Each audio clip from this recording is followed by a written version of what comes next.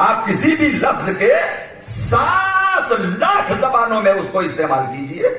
یہ سارے علوم اللہ نے ہمارے اور آپ کے باپ حضرت آدم علیہ السلام کو عطا فرمائے تھے. ہاں یہ بات ضرور ہے ہمارا قرآن عربی میں ہے.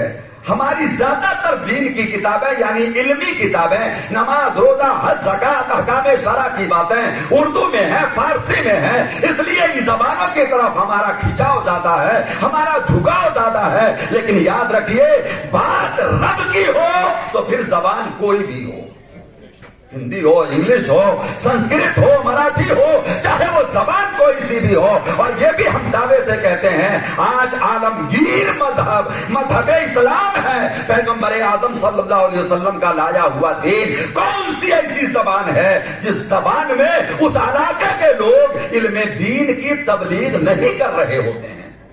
وہ سب زبانیں حضرت آدم کی وراثت ہیں. عزیزان محترم یہ سارے علوم کچھ بھی ہو.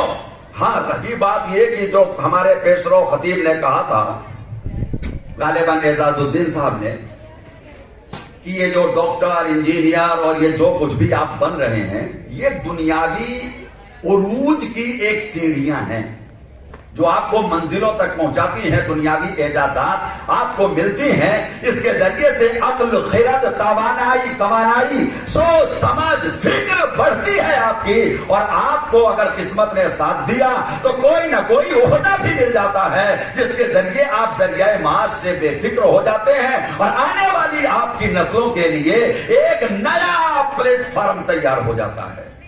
ہم یہ نہیں کہتے کہ وہ علوم غلط ہیں سب صحیح ہیں. شرط یہ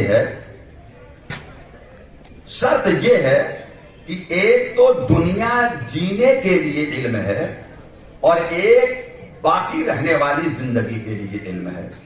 تو وہ علوم جنہیں آپ دین کہتے ہیں اپنی زبان میں وہ نماز ہے روزہ ہے حج ہے زکات ہے نماز جنازہ ہے احکام شرع ہے اخوت ہے پیار ہے محبت ہے میاں بیوی کے حقوق ہیں بیٹیوں کے حقوق ہیں بیٹوں کے حقوق ہیں پڑوسیوں کے حقوق ہیں ہم وطنوں کے حقوق ہیں اپنے بڑوں کے اپنے چھوٹوں کے حقوق ہیں جنہیں حقوق اللہ حقوق العباد حقوق والدین حقوق آدم کے نام سے آپ یاد کر سکتے ہیں. یہ سب وہ علوم ہیں جن کی تعلیم ہمیں پیغمبر اعظم نے دی ہے.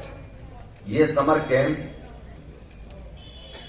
جو فرصت کے وقت کا بڑا فائدہ اٹھانے کا مہم چھیڑ کر کے بیٹھا ہے اور یہ مت سوچئے کہ صرف آپ ہی کے یہاں ہے ایسا نہیں. جہاں جہاں حساس قومیں موجود ہیں جہاں جہاں حضرت علامہ مفتی عالم گھوڑی جیسے غیور اور ذہین لوگ موجود ہیں وہ اپنی قوم کا درد اپنے سینوں میں رکھ کر یہ قدم اٹھاتے رہتے ہیں اٹھاتے رہیں گے اٹھاتے رہے ہیں اور آنے والی صدیوں میں بھی اٹھاتے رہیں گے اور اپنی قوم کے لوگوں کو بلکہ امت کے لوگوں کو بلکہ وطن کے لوگوں کو اپنے وسعت اور دائرے کو بڑھا کر ان دین کی باتوں پر اخلاق کی باتوں پر مروت کی باتوں پر تہذیب کی باتوں پر ثقافت کی باتوں پر جو زمانے میں رہنے کا ڈھنگ سکھاتا ہے اور ہنر کی باتوں پر زور دیتے رہیں گے اور قوم کے لوگوں کو آگے بڑھاتے رہیں گے.